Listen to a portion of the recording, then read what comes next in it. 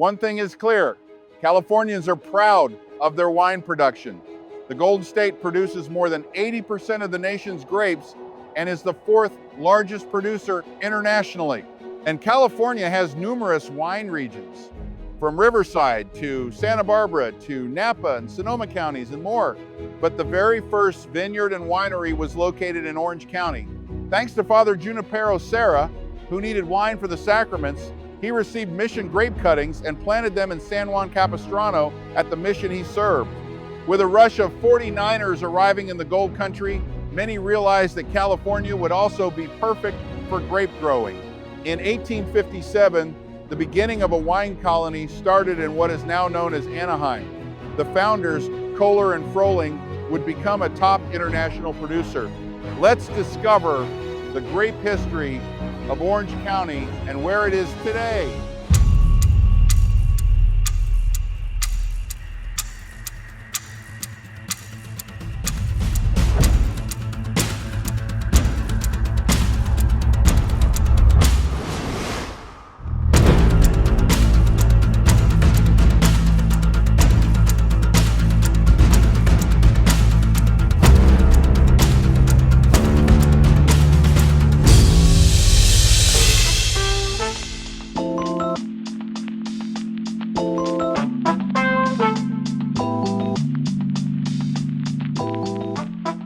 We're in the museum in downtown Anaheim, and we're with one of the founders of this museum, and we want to kind of talk about Anaheim history. And Steve Faisal has been in Anaheim his whole life.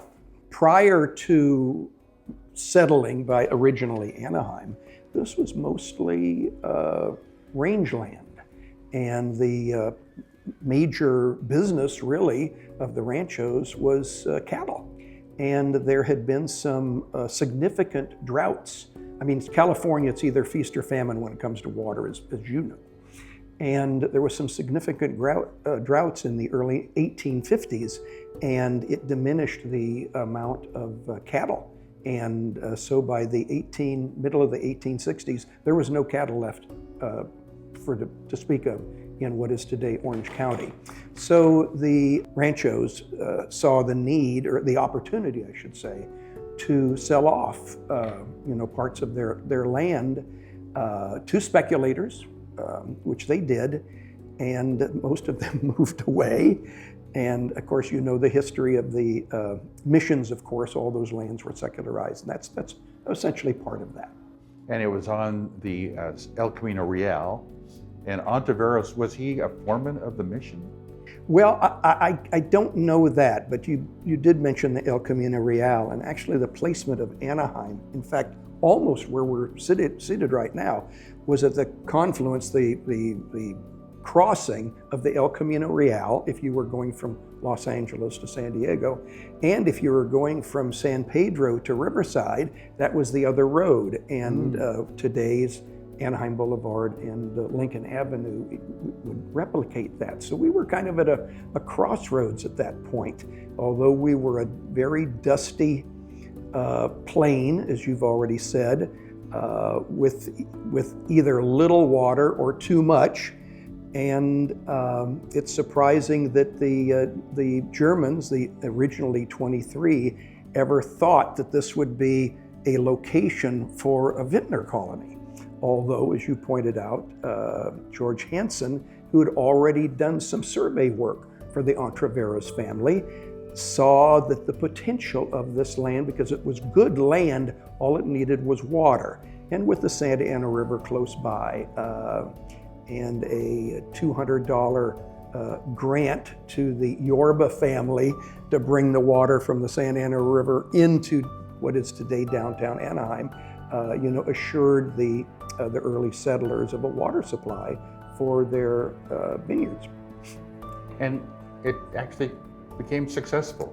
Yes, wildly successful, as a matter of fact. And by the 1880s, Anaheim, or the Anaheim region, was producing over 1 million gallons of wine by the 1880s. And so it was wildly successful. And there was 50 wineries just within the few square miles of what was Anaheim at that point. And then to ship the product, they had to set up Anaheim Landing. Yes, as a matter of fact, which also shipped product out as well as lumber in for all the houses, because there was no stand of trees or anything what is today Orange County at that point. Cactus, scrubland, that was what the settlers, the pioneers, saw when they came here. And of course they were coming from, San Francisco, which was a much different land than what they saw here. So luckily the Southern Pacific Railroad arrived in 1875, followed by the Atchison, Topeka, and Santa Fe in the later 1880s. And by that time, Anaheim and what it grew at that point, either be it wine or later citrus, had an opportunity to be shipped cross country. And so our little community, had the benefit of transcontinental transportation. Right. And then everything's going gangbusters, and then oh yes, we have Anaheim's disease. That's right. And by about 1884, the vines had an off year, and we didn't quite know what that was. Well, by 1887, there was not a vine alive, and not only what is Anaheim, but the greater Anaheim, because there was this whole area was viniculture, wineries and grapevines, and all that was gone. And it started really here, and we didn't, with what little scientific knowledge there was at the era, it was just called the Anaheim disease, okay? And it took until 1891 to have a botanist, a scientist, actually determine that it was a disease which later became his name, Pierce's disease. You had the families who were agriculturalists. Now maybe they operated vineyards, but they were truly agriculturists. And we had a downtown, and we had a municipal government, and it lost its primary crop.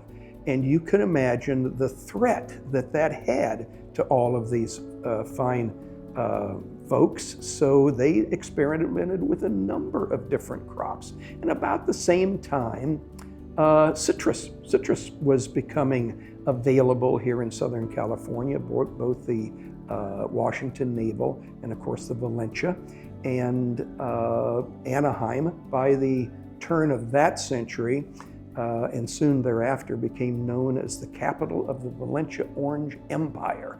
And we had 9 packing houses here and packed millions and millions and millions of cartons of citrus worth millions of dollars to not only Anaheim, but greater Orange County. But you had an award-winning wine industry here. Yes, we did. Yes, we did. Why is it such a secret? Well, John, for one thing, it's a long time ago. And when you think of California wine today, you don't think of Southern California, with the exception of maybe Temecula. But you think of Napa, Sonoma, the area up there, Mendocino counties, which were just getting started, as a matter of fact, just at the end of Southern California's viniculture reign, say by the 1880s. And today, when you think of award-winning wines, you of course think of Northern California.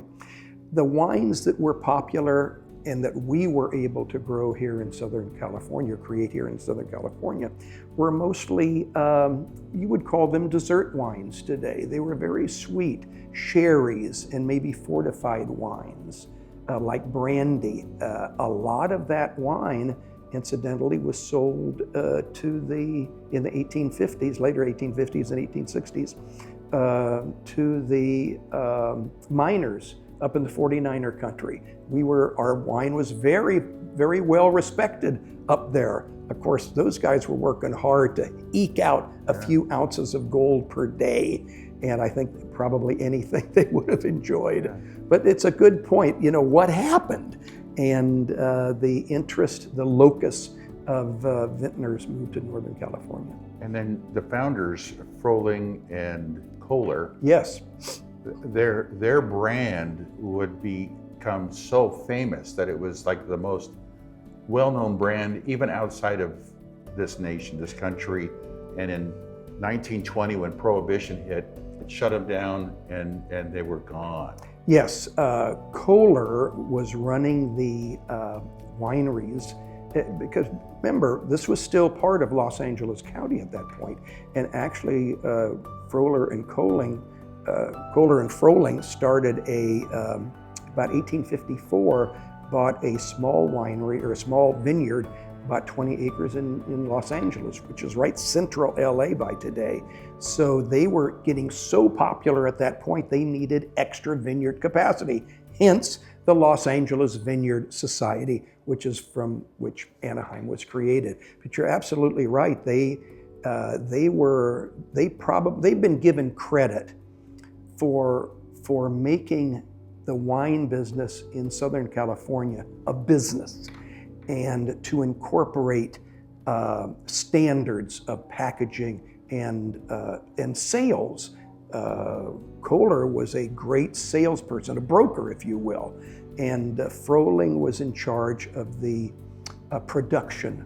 Although Froling passed early in 1862 and never lived long enough to see the proliferation of what he and his partner had created. So I'm on the Senate floor, and they're busy thumping their chests on the wine industry. And I stood up and I said, "Excuse me, but the very first vineyard and the very first winery in California were in Orange County."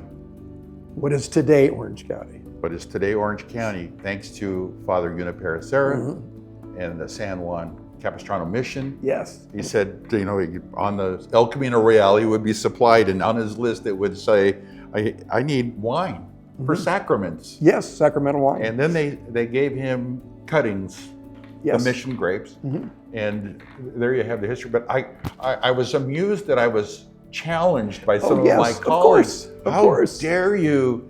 And I said, you got a weekend to do the research. But Orange County, what present day Orange County is the preeminent wine area.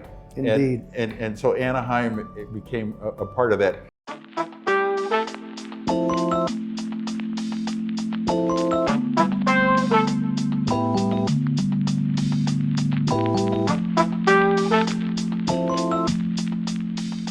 This is Jane Newell, and she's the archivist for the city of Anaheim. And we are at what is known as the Mother Colony House, which is probably the very first home that was built in what is now Orange County back in 1857. So now let's have some fun looking at George Hansen's home.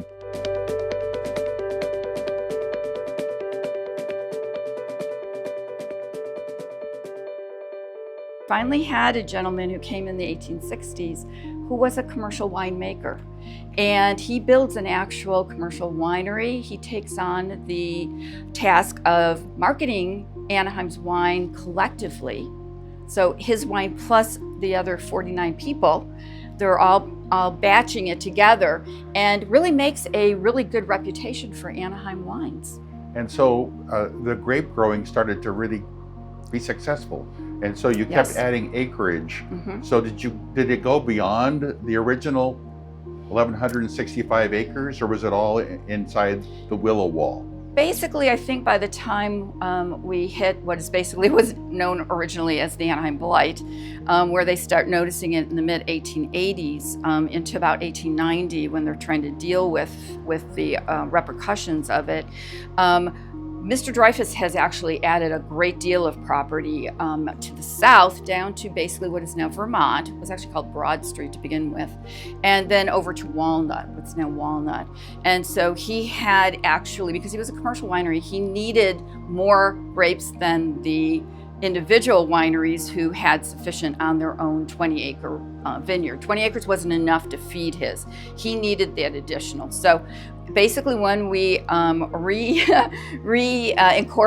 in 1876, the boundaries that they mention actually go out to Walnut and down to what's now Vermont. So are we talking 100,000 acres? Well, not really. I would say it probably doubled our size. So we were probably at that point maybe around 3,000 acres.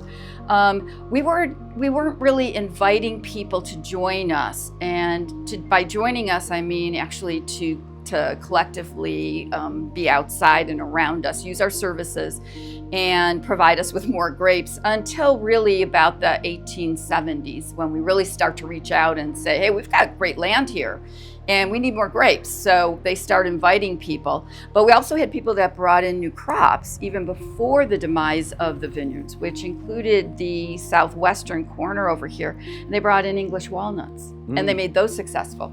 So what happened to the grapes is phylloxera, or? It's actually not. It's called Pierce's disease. Pierce's disease. Because it was named after Dr. Pierce, and I don't think they've determined exactly even whether it's a bacteria or virus that is actually infecting the plants and then the soil, because they tried replanting and they got infected and died. That was the issue that we had here. Was what they observed was that there were certain varieties that were harder hit than others. Mission grapes were the hardest hit, and that was about probably 90% of our grape stock here. That's why we were really wiped out. We had other varieties, and they weren't as hard hit. Some of them actually survived. And so the workaround, even today, they haven't figured out how to eradicate whether it's a virus or a bacteria, is to use the rootstock of the more resistant varieties and graft on the ones that are less resistant.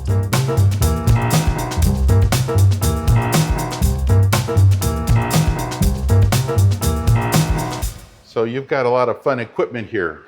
Yes, we finally had an opportunity to display the large number of agricultural related items in particular, but also things that relate to some of the earlier history, including our Tongva people and our rancho, so that we could include that for the third grade tours and specifically.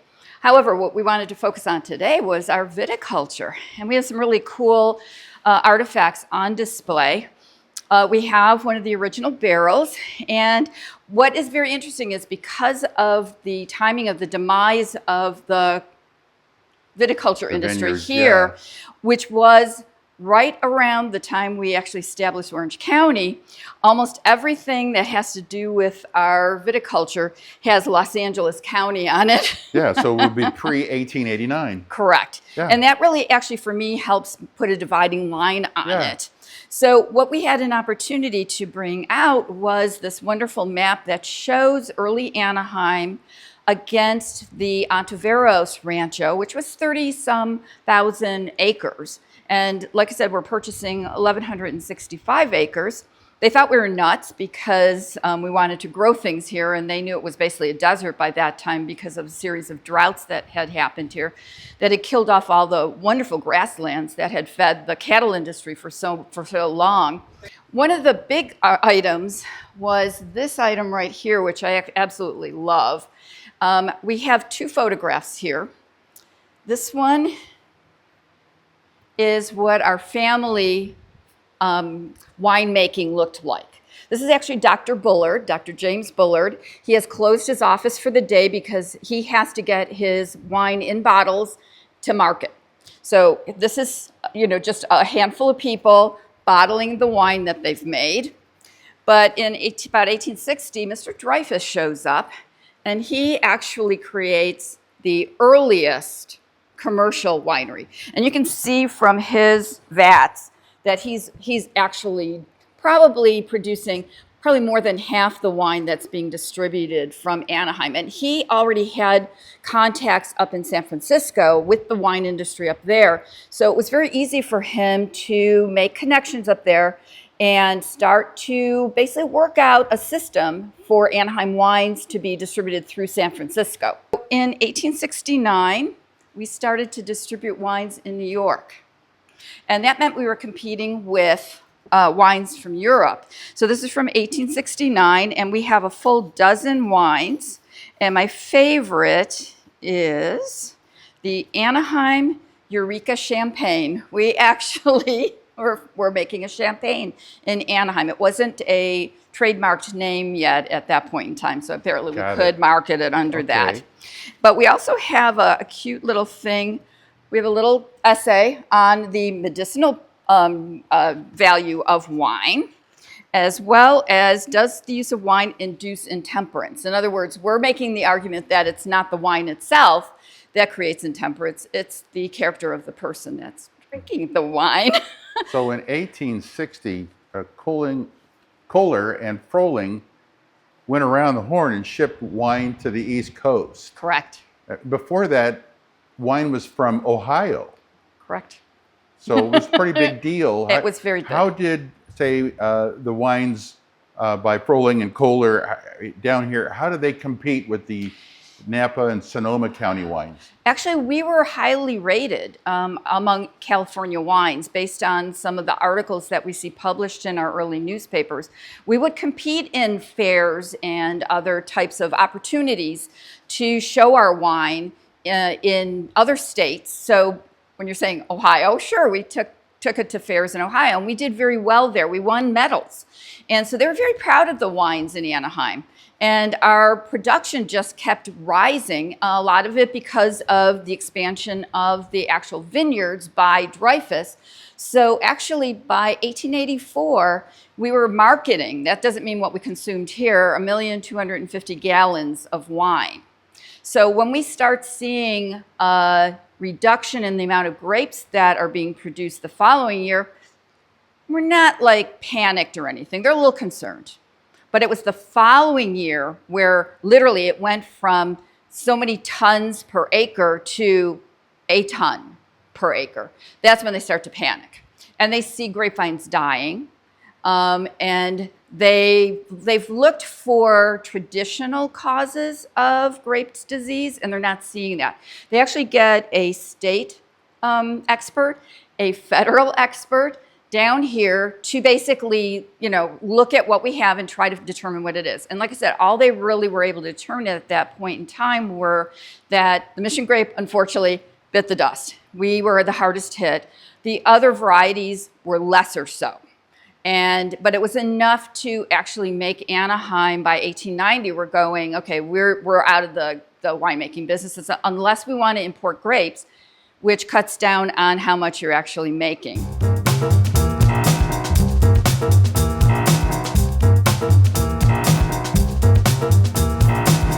We should have got some cigars.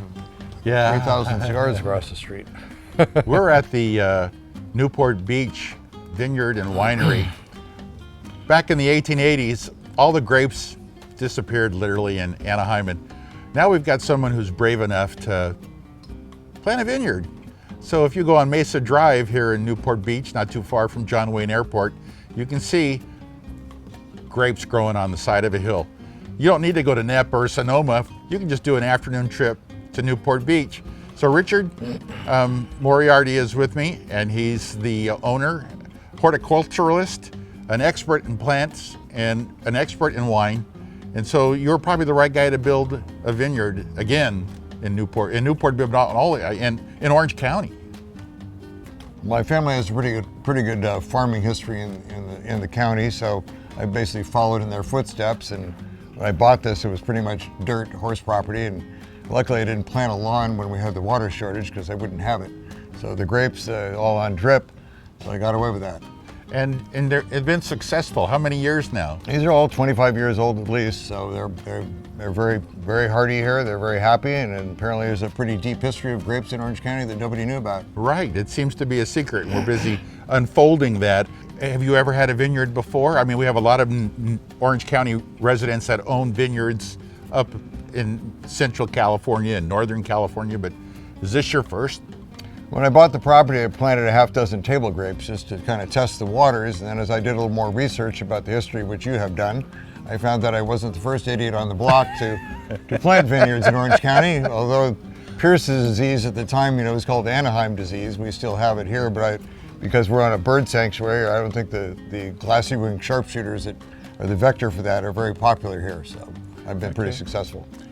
And so you have how many different varieties? I'm growing 5 of the Bordeaux varietals. So I have Cabernet Sauvignon, Cabernet Franc, Merlot, Petit Verdot, and Malbec. And this is not open for the public, is it? Grown by appointment only for private event. But it would be safe to say that if someone wanted to have a wine grown and produced in Orange County, they would have to talk to you and the Newport Beach Vineyard staff. It's a very slim choice option, yes. Yeah. As far as estate-grown wine, there's not very many. I don't know, I just think that right now we're having the market has sort of turned around as a grape glut. So right now it's better for me to buy my grapes from the wineries that aren't successful. There's a lot of wineries for sale right now. They're very, very cheap too. So the market has a pretty good downturn right now. So a lot of guys getting out of it. So you have fun with your property too, Richard. You have a cave, you allow for events and visits. Could you elaborate? The business model that we've adopted that is most successful right now is using this as an event space. So we have an event coming up right now, which may or may not be a wedding. But we do a lot of corporate events. Corporate events are very good. We were #1 on Yelp for bridal showers. So having private events has been a good business model for us. Lets people buy the wine here and taste it, and allows us to control the access and people we have here. So we're very good with that. Well, I will compliment you. You have built a beautiful location. Thank you. Right now, my legacy is such that we don't have any children. Our kids are 5 goats right now, and the goats apparently have a great palate for grape leaves. There's probably 80% of their diet is grape leaves. So we have a goat nanny that walks around and feeds them grape leaves every day. So that's the sort of the legacy of the vineyard right now is the kids. Well, I think that's great to kind of talk about Ontiveros, who sold property to George Hansen in the middle of a Santa Ana floodplain, and he said, the land's no good, I can't even put goats on it. So you've got goats, so finally we have goats enjoying wine country. And I'm in Newport, not Costa Mesa, so they're jealous because Goat Hill, as you know. Yes. Well, I remember as a state senator that I brought your wine up to Sacramento and entered it in a contest. At least I could enter a wine from my own district, so I want to thank you for that. Thank you for a beautiful setting, letting us enjoy a little bit of an afternoon in the summer with your beautiful vines.